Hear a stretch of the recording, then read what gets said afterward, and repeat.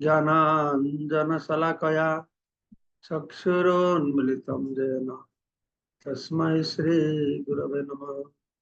नमो विष्णुपदाय कृष्णपृष्ठाय भूतले श्रीमते भक्तिवेदान्त स्वामिने इति नामिने।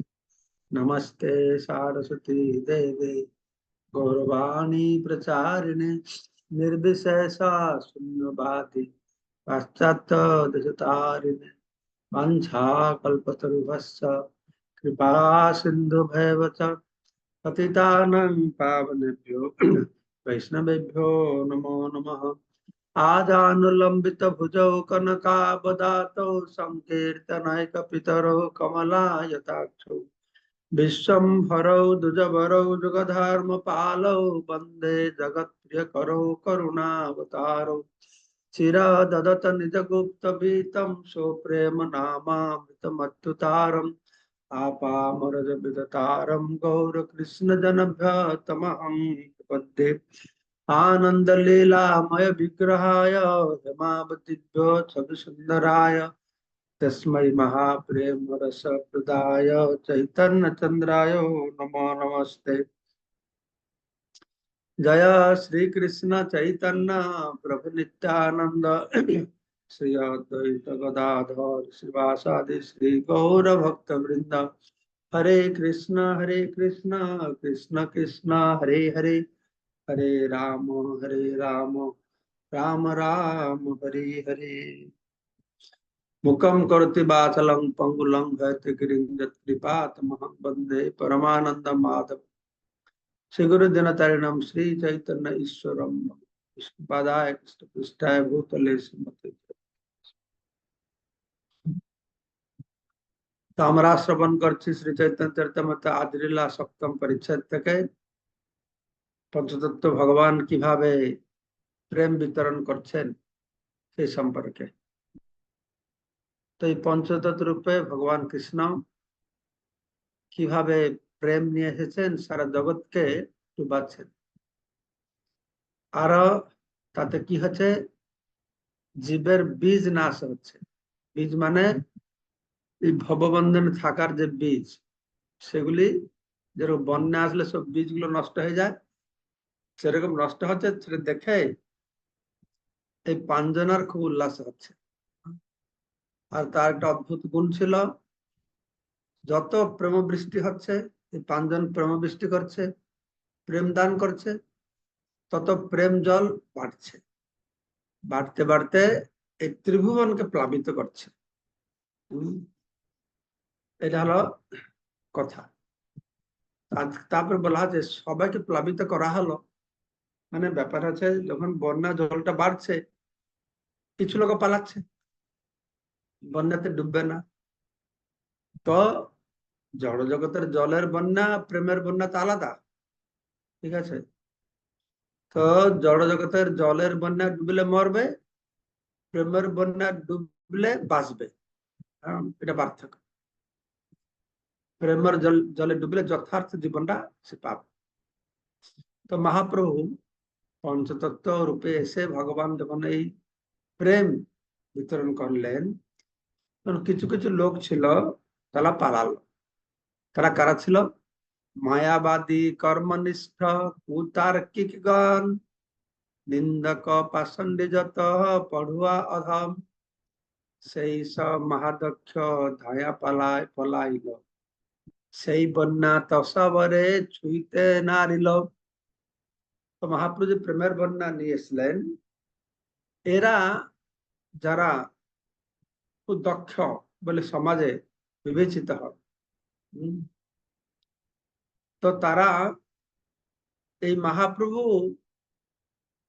প্রেম থেকে এড়িয়ে যাওয়ার জন্য খুব দক্ষ ছিল। তারা ছিল মায়াবাদী, কর্মনিষ্ঠ, সকাম কর্মী। কর্মনিষ্ঠ মানে সকাম কর্মী, কুতার্কিক, নিন্দুক, পাষণ্ডী, আর আছে অধম পড়ুয়া, যারা মানে অনেক আধ্যাত্মিক পাণ্ডিত্য দেখায়। এরা খ্রিস্ট ভবনকে কি করলো না, এড়িয়ে চলে গেল। এই তাৎপর্যতে প্রপাত বলছেন এই মায়াবাদী কাকে বলে, কর্মনিষ্ঠ কি, কুতার্কিক কি, আমরা শুনবো। তো কাশীর প্রকাশানন্দ সরস্বতী প্রমুখ অতীতের মায়াবাদী দার্শনিকদের মতো আধুনিক যুগের মায়াবাদীরাও শ্রী চৈতন্য মহাপ্রভুর কৃষ্ণ ভাবানম্বিত আন্দোলনে উৎসাহী না। মহাপ্রভু এসেছিলেন তখন প্রকাশানন্দ সরস্বতী, এরা কাশীর মায়াবাদী সন্ন্যাসী ছিল। তারা মহাপ্রভু প্রতি যতটা মানে কি আগ্রহ ছিল না। তো বর্তমান আধুনিক যুগে মানুষের সেরকম অবস্থা। এই জড় জগতের মূল্য তারা বুঝে না। এই জড় জগতের মূল্য তারা বুঝে না।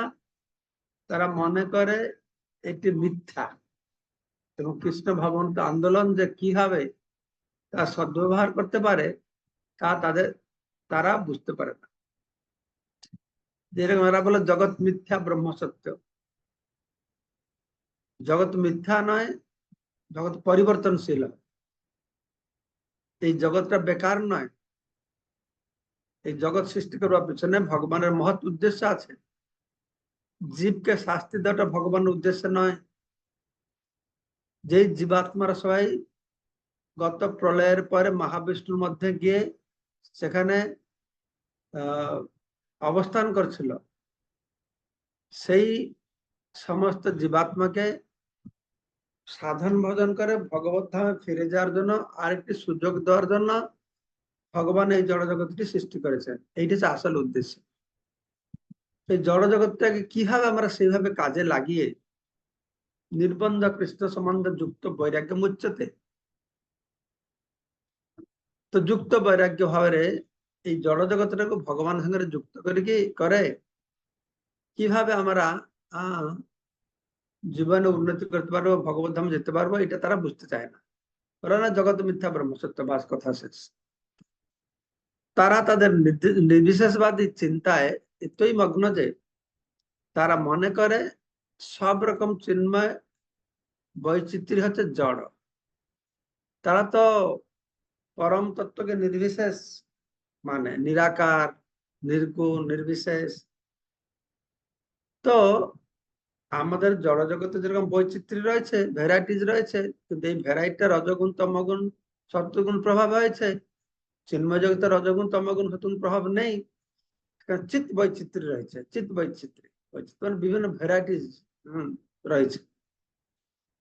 তো কিন্তু নির্বিশেষবাদীরা তো তারা তাদের নির্বিশেষবাদীর চিন্তায় অতমগ্ন আছে যে তারা মনে করছে চিৎ বৈচিত্র্য চিন্ময় জগতে যে বৈচিত্র্য সেটাও জড়।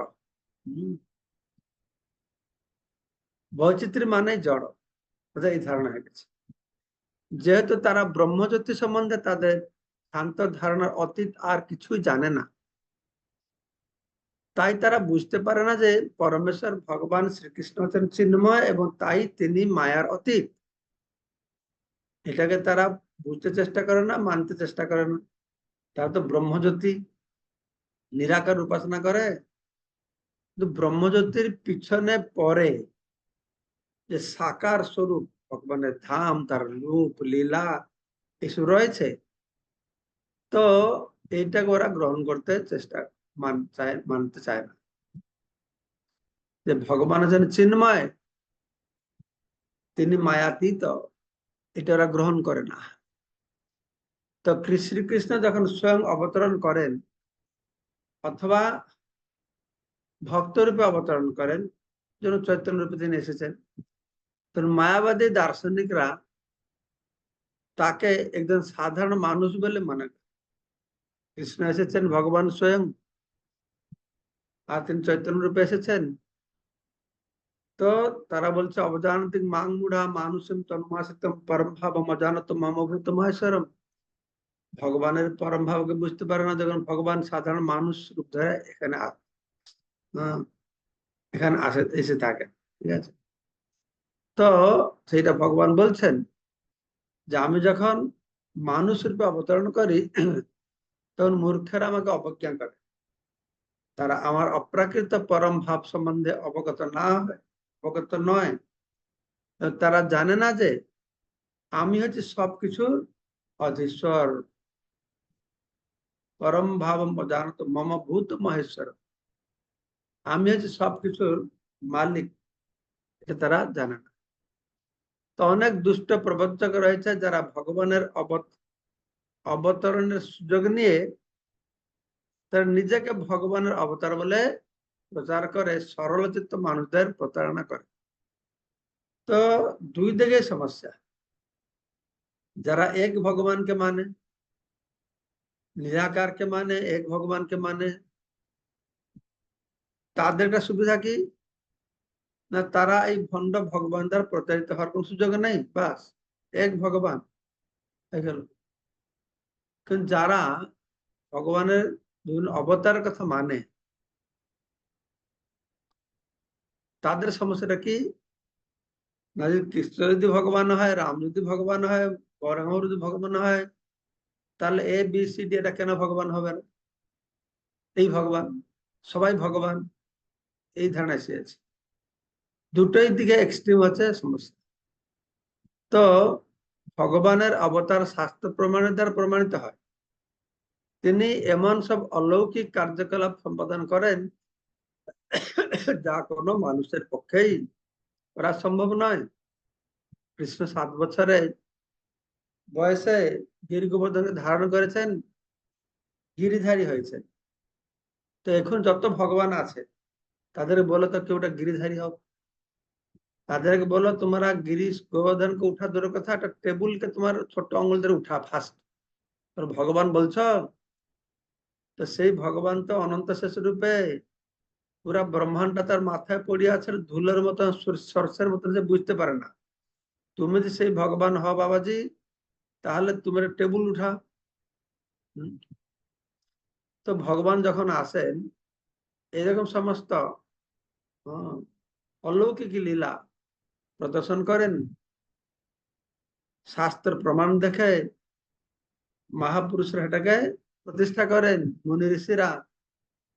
এরকম নয় গণগড্ডালকে নিয়ে যে যাকে পেলে ভগবান বলে গ্রহণ করবে। ঠিক আছে? তো কোন মূর্খ পাষণ্ডীকে কখনোই ভগবানের অবতার বলে গ্রহণ করা উচিত নয়।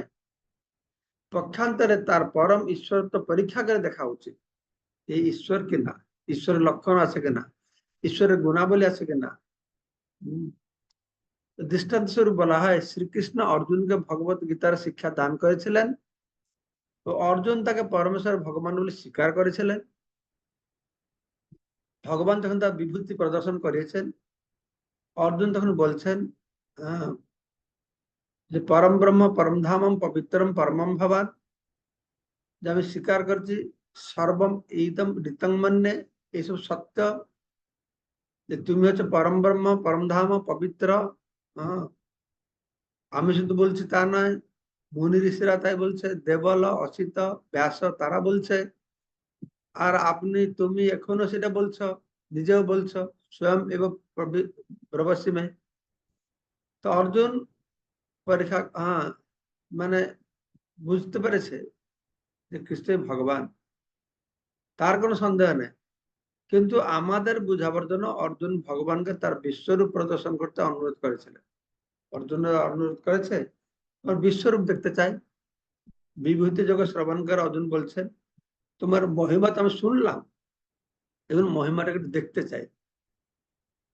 মহিমা শুনে দেখে যে অর্জুন ভগবান কৃষ্ণ ভক্ত হচ্ছে তা নয়, তারা আগে থেকেই ভক্ত। তো এই মহিমা শ্রবণ করলে আমরা ভক্ত হবো, এই জন্য বলা হয়েছে। এইভাবেই পরীক্ষা হয়েছিল তিনি যথার্থে ভগবান কি না। অর্জুন কৃষ্ণ কিভাবে পরীক্ষা করেছে, যে তার বিশ্বরূপ দর্শন করিয়েছে। তেমনি আদর্শ মানদণ্ড অনুসারে তথাকথিত অবতারদেরও পরীক্ষা করে দেখে নেওয়া উচিত।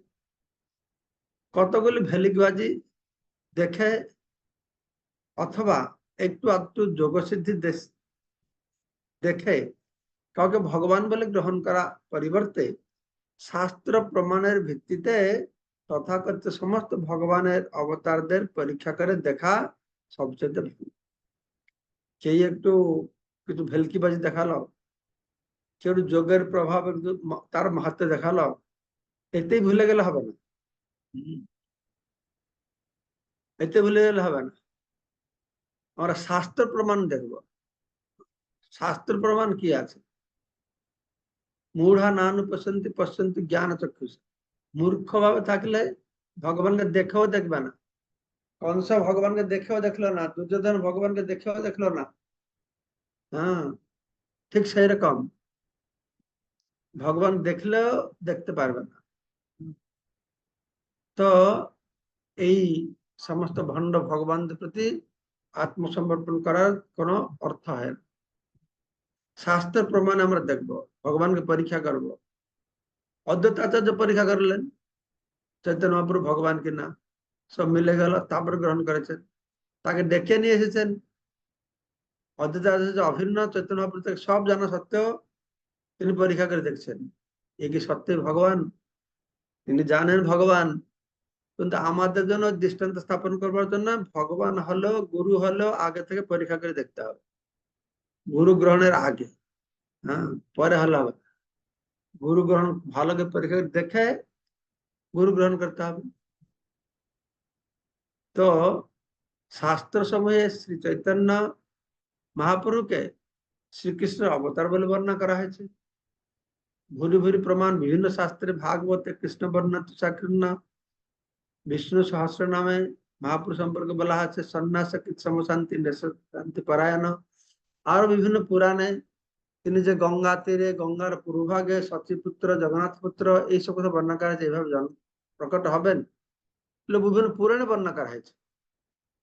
তো সেই ভিত্তিতে মহাজনরা, গোস্বামীরা, আচার্যরা মহাপ্রভুকে ভগবান বলে গ্রহণ করেছেন। যজ্জত আচরিত শ্রেষ্ঠ তত্ত্ববিত জন, সেই মহাপুরুষের যার অনুগামী হয়েছে অন্য লোকেরা তার অনুগামী, তাই না? তো শাস্ত্র সময়ে শ্রী চৈতন্য মহাপ্রভুকে শ্রীকৃষ্ণের অবতার বলে বর্ণনা করা হয়েছে। তাই কেউ যদি শ্রী চৈতন্য মহাপ্রভুর অনুকরণ চেষ্টা করে, দম্ভ করে যে সে হচ্ছে ভগবানের অবতার, তাহলে তাকে সেই দাবি প্রতিপন্ন করার জন্য তার আবির্ভাব সম্বন্ধে শাস্ত্র প্রমাণ দেখাতে হবে। চৈতন্য মহাপ্রভুকে আমরা ভগবান বলছি, আমিও ভগবান, তো শাস্ত্র প্রমাণ দেখো। কি শাস্ত্র প্রমাণ আছে? শুধু একটু যোগ ব্যায়াম দেখালে হবে না, ভেলকিবাজি দেখালে হবে না। তাহা দেখি মহাপ্রভু করেন চিন্তন। মহাপ্রভু কি চিন্তা করছেন? আমি তো প্রেমের বন্যা নিয়ে আসলাম, প্রেমের বন্যা সারা জগতে, এই প্রেমের বন্যা প্লাবিত হবে, প্রতিটি মানুষ প্রেমের বন্যা হাবুডুবু খাবে। কিন্তু মহাপ্রভু বলছেন একটা সমস্যা আছে। কি না, এই যে পড়ুয়া, পণ্ডিত, মায়াবাদী, তার্কিক, এই গ্রুপটা, তো এরা তো এদের কাছে পৌঁছাতে পারলাম না। তো সে কথা মহাপ্রভু চিন্তা করছে। তাহা দেখি মহাপ্রভু করেন চিন্তন, জগৎ ডুবাইতে আমি করিলু যতন, কেহে কহ এড়াইল প্রতিজ্ঞা হইল ভঙ্গ, তা সবার ডুবাইতে পাতিব কিছু রঙ্গ। তো জগৎ ডুবাবার জন্য আমি এসেছিলাম। চিন্তা করছে, তার মধ্যে কেউ কেউ তারা এড়িয়ে চলে যাচ্ছে। তাহলে আমার যে প্রতিজ্ঞা সারা জগৎকে প্রেমের বন্যায় প্লাবিত করব, সেটা তো বাস্তবে রূপায়িত হলো না। তা সবার ডুবাইতে পাতিব কিছু রঙ্গ। আমাকে যেটা কায়দা করতে হবে, যারা দূরে দূরে থাকছে, আসছে না মহাপ্রভু কাছে, তাদেরকে কি করে মহাপ্রভু আকর্ষণ করে প্রেম দান করবে, সেভাবে বিচার করছে। তাৎপর্য প্রভুপাদ বলছেন এটি একটি অতি গুরুত্বপূর্ণ বিষয়। এই যে শ্লোক দুটো বলা হলো, খুব গুরুত্বপূর্ণ বিষয়। এর মধ্যে গূঢ় রহস্য রয়েছে, সেটা আমরা পড়বো, শুনবো। মায়াবাদী এবং অন্য যারা কৃষ্ণ ভবনমত আন্দোলনে অংশগ্রহণ করতে চেয়েছিলেন না, তাদের পকড়াও করার জন্য শ্রী চৈতন্য মহাপ্রভু একটি উপায় উদ্ভাবন করেছে। মায়াবাদীরা, তারা তো মহাপ্রভুর সঙ্গে যুক্ত হলো না, তার কি পণ্ডিত, তারা কেউ আসলে না। মহাপ্রভু তো সাধারণ মানুষকে নিয়ে এই হরে কৃষ্ণ মহামন্ত্র আন্দোলন সৃষ্টি করেছেন। এরা তো অভিমানী, হ্যাঁ, অভিমানীরা তো আসবে না।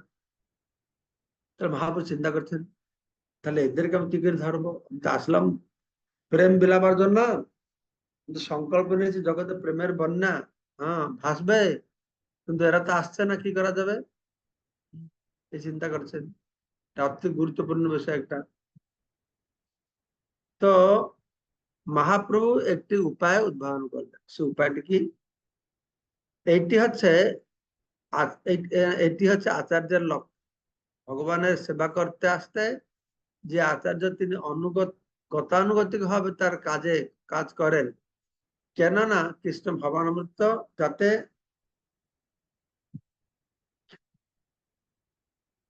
তিনি, হ্যাঁ, ভগবানের সেবা করতে আসেন যে আচার্য, তিনি গতানুগতিক ভাবে তার কাজ করেন না, কেননা কৃষ্ণ ভাবনার অমৃত যাতে প্রচার হবে সেই জন্য তাকে বিভিন্ন উপায় উদ্ভাবন করতে হয়। তো যারা আচার্যরা রয়েছেন, যারা প্রচার করে, তারা শুধু গতানুগতিক ভাবে যা চলছিল সেরকম চালালে হবে, বহু পরিবর্তন করতে হবে। দেশ কাল পাত্র দেখে বিভিন্ন প্রকার উপায় করতে হবে, কিভাবে কৃষ্ণ প্রেম প্রচার হবে।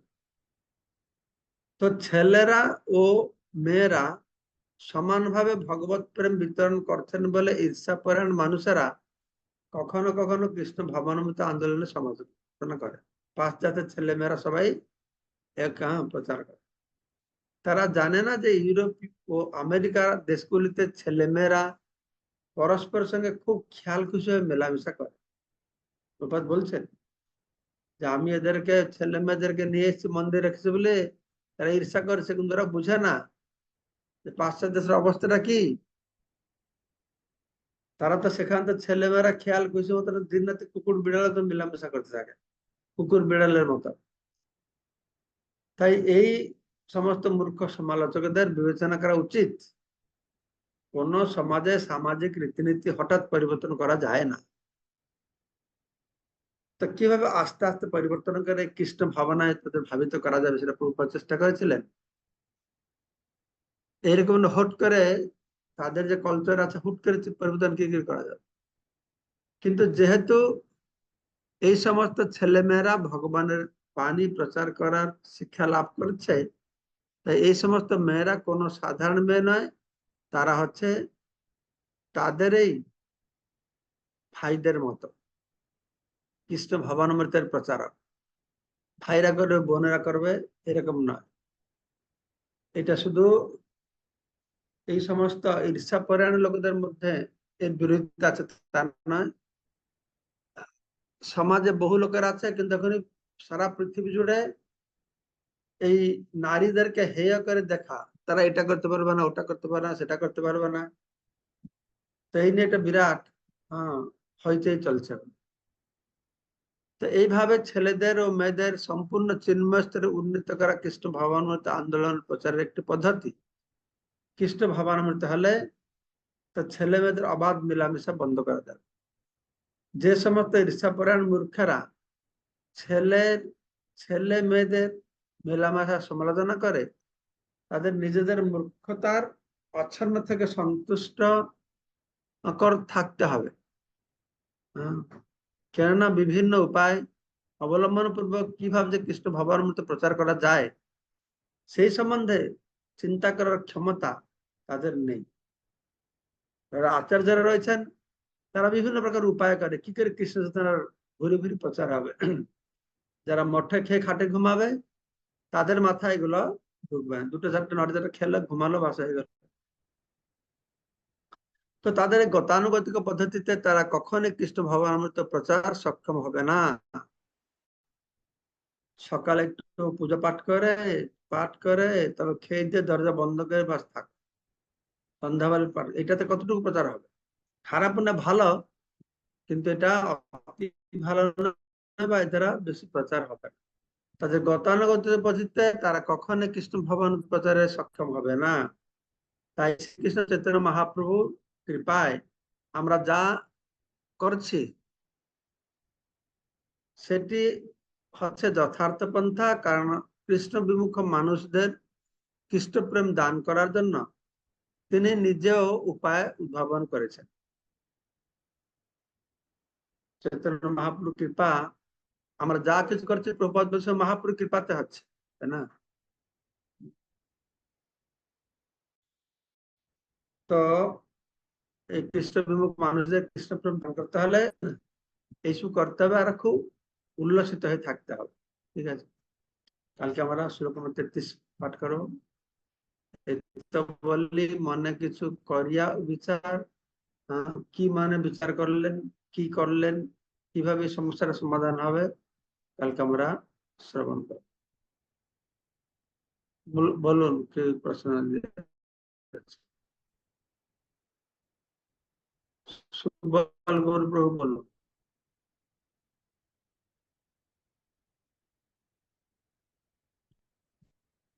সুবল গৌর প্রভু মিউট করবেন। ব্রুনেশ গৌর প্রভু মিউট আছে না? হরিবল কে মিউট করে দাও একটু। অনমিউট করো, অনমিউট করো।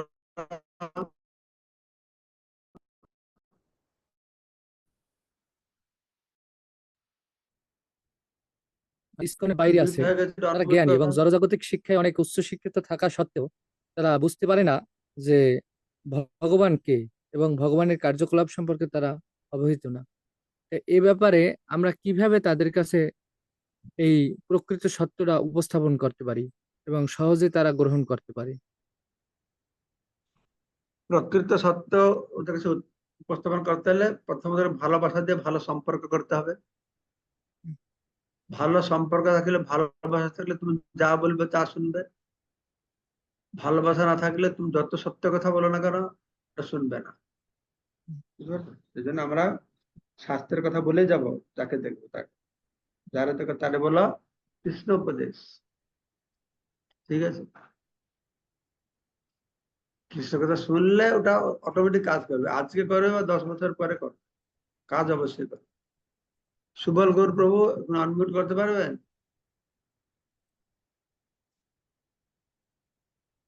অনমিউট জানেন কিরকম করতে হয়? ঠিক আছে, বিদ্যুৎ প্রভু বলুন। হরে কৃষ্ণ, ধন্যবাদ, প্রণাম মহারাজ। এখন আনমিউট হলো আর কি। হরে কৃষ্ণ বলুন। মহারাজ, আমার একটা জিনিস আমি বুঝতে পারছি না, যে আমি ভাবছি যে আপনার কাছে একটু জানবো। সেটা হলো, যেমন আমাদের তো পারমার্থিক তিনটি পন্থা রয়েছে। একটা হচ্ছে জ্ঞান, জ্ঞানী, যোগী, আর হলো আপনার ভক্তি, ভক্ত। এই জিনিসটা আমি মোটামুটি একটু বুঝতে পেরেছি, কিন্তু একটা জায়গায় আমি ক্লিয়ার না। জ্ঞান যোগী, জ্ঞানী, জ্ঞান যোগী, কর্মযোগী আর ভক্ত, এটা আমি কর্মযোগীটা আমি মহারাজ বুঝতে পারলাম না। আর একটা বিষয় হলো যে আপনার জ্ঞান, জ্ঞান যোগী, কর্মযোগী আর ভক্তি যোগী, আর জ্ঞানী, যোগী এবং ভক্ত, এটা কি সাদৃশ্য কোনো বিষয়? কি বিষয়? সাদৃশ্য, বৈসাদৃশ্য আছে কিনা? কর্মযোগটা ভালো কিছু না। কর্ম, যা কিছু করা হয় তাকে বলে কর্ম। কর্ম 3 প্রকারের আছে, সুকর্ম, বিকর্ম, অকর্ম। সুকর্ম শাস্ত্র বিহিত কর্ম, তাকে বলা হলো কর্মকাণ্ড। বিকর্ম শাস্ত্র নিষিদ্ধ কর্ম। অকর্ম বা নিষ্কাম কর্ম, এটা হচ্ছে কি না ভগবত অর্পিত কর্ম। তো এটাকে বলা হলো কর্মযোগ। এটা যে কর্মকাণ্ড, এটা কর্মযোগ। শাস্ত্র বর্ণিত যে যজ্ঞ, যাগ, যজ্ঞ কর্মকাণ্ড। কর্মযোগ মানে কি? নিষ্কাম কর্মযোগ। নিষ্কাম কর্মযোগ মানে কর্ম করে ভগবানকে ফল অর্পণ করা, এটা হলো কর্ম। প্রত্যেকটার মধ্যে সাদৃশ্য আছে, অসাদৃশ্য রয়েছে। কেননা প্রতিটা কর্ম হোক, জ্ঞান হোক, ধ্যান হোক, সবটা ভগবান দিকে আমাদের এগিয়ে নিয়ে যাচ্ছে, সবটাই ভালো। আরো অমিল আছে কি? অমিল হচ্ছে কর্ম করলে স্বর্গে যাবে, জ্ঞান করলে নিরাকার ব্রহ্ম পাবে, ধ্যান করলে পরমাত্মা পাবে, ভক্তি করলে ভগবান পাবে। এটা অমিল। ঠিক আছে, সুবল প্রভু হ্যাঁ মহারাজ, বুঝতে পেরেছি। বুঝতে পারছো বলছো, কিন্তু কতটা বুঝেছো আমি জানি না। এনিওয়ে এটাকে আবার শুনবে, আরেক দুবার শুনবে। ঠিক আছে, তারপরে কি আছে? বিদ্যুৎ প্রভু বলুন। হরে কৃষ্ণ, ধন্যবাদ প্রণাম মহারাজ আপনার শ্রীচরণে। মহারাজ, আমরা জানি যে ভক্তি দ্বারা ভগবানকে লাভ করা যায়, কিন্তু আলোচনার এক জায়গায় ইয়ে করা হলো একটা শ্লোকের মাধ্যমে। শ্লোকটা এরকম: মুহং পশ্যতি জ্ঞান ও চক্ষুষা, এরকম কিছু একটা বোধহয়। জ্ঞান চক্ষু দ্বারা মূঢ় ব্যক্তিরা ভগবানকে দেখতে পান। তাহলে আবার এখানে জ্ঞান চক্ষু দ্বারা দেখতে পাওয়ার কথা বলা হচ্ছে কেন? জ্ঞানচক্ষু দেখতে পারে মানে যখন কেউ ভগবত ভক্তি করে তার মধ্যে কোনো জ্ঞানের অভাব থাকে না। জ্ঞান তখন সাহায্য করে থাকে। যে জ্ঞানটা শুরু হয় আত্মজ্ঞান থেকে, আত্মজ্ঞান, নির্ভেদ ব্রহ্মজ্ঞান, তারপরে পরমাত্মা, তারপরে ভগবানের ঐশ্বর্য জ্ঞান। এইরকম নিরাকার রূপে দেখার জন্য জ্ঞান দরকার, পরমাত্মার জ্ঞান দরকার, ভক্তের জ্ঞান দরকার, কিন্তু ভগবানকে দেখতে হলে ভক্তি হি এনম দর্শয়তি।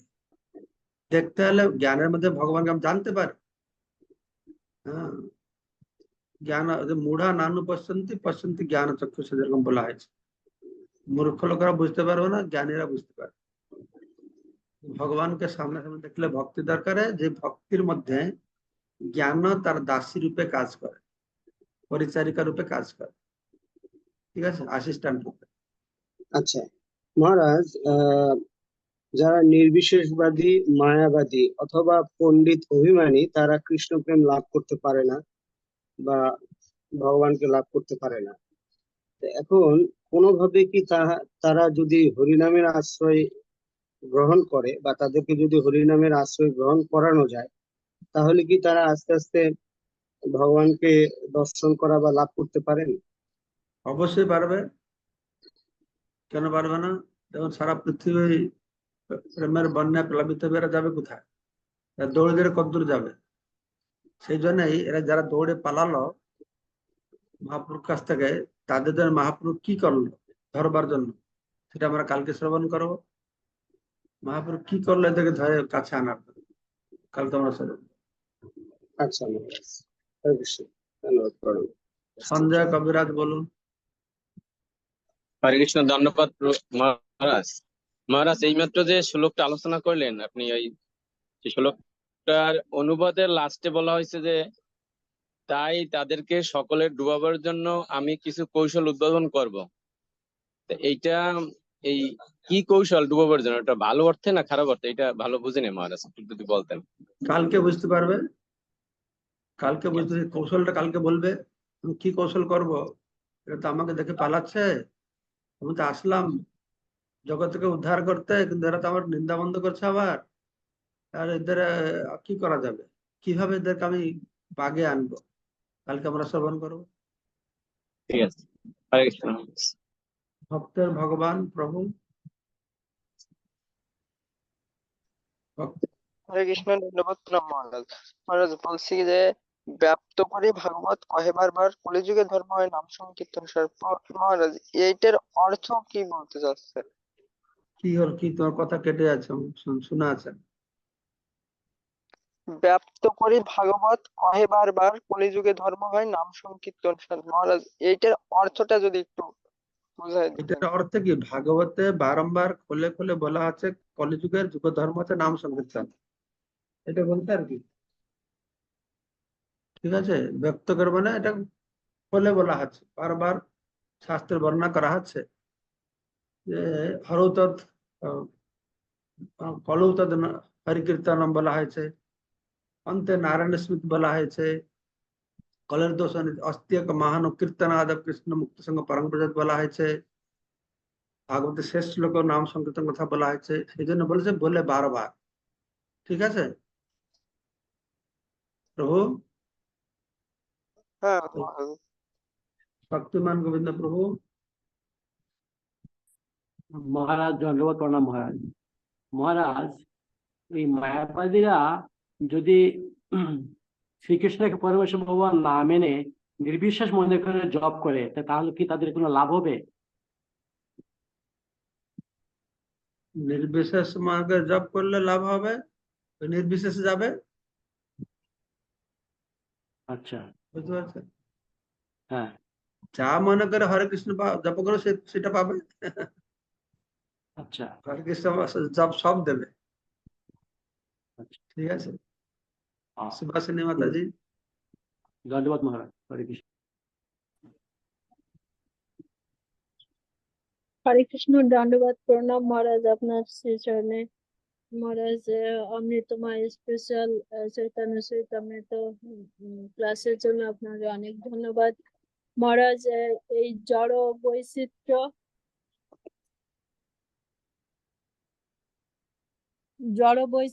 আর চিত বৈচিত্র্য, এই দুটো বৈচিত্র্য কি কি ডিফারেন্স? আর মহারাজ এই যে জড় বৈচিত্র্য কি চিত বৈচিত্র্যর প্রতিচ্ছবি? মহারাজ কি হবে এখানে? হরে কৃষ্ণ। হ্যাঁ হ্যাঁ, সেটাই। এটা হচ্ছে চিত বৈচিত্র্যের প্রতিচ্ছবি এটা। ঠিক আছে। ঠিক আছে মহারাজ, ধন্যবাদ প্রণাম। হরে কৃষ্ণ। হংসা কল্পতরুভশ্চ কৃপা সিন্ধুভ্যেব চ পতিতানাং পাবনেভ্যো বৈষ্ণবেভ্যো। कृष्ण वृंद की जय। जय श्री प्रभुपाद বৈষ্ণব ভাই নমো নমঃ। জয় महाराज की জয় समवेत गौर भक्त वृंद की जय। निताय गौर प्रेमानंद জয় हरि। হরি হরি।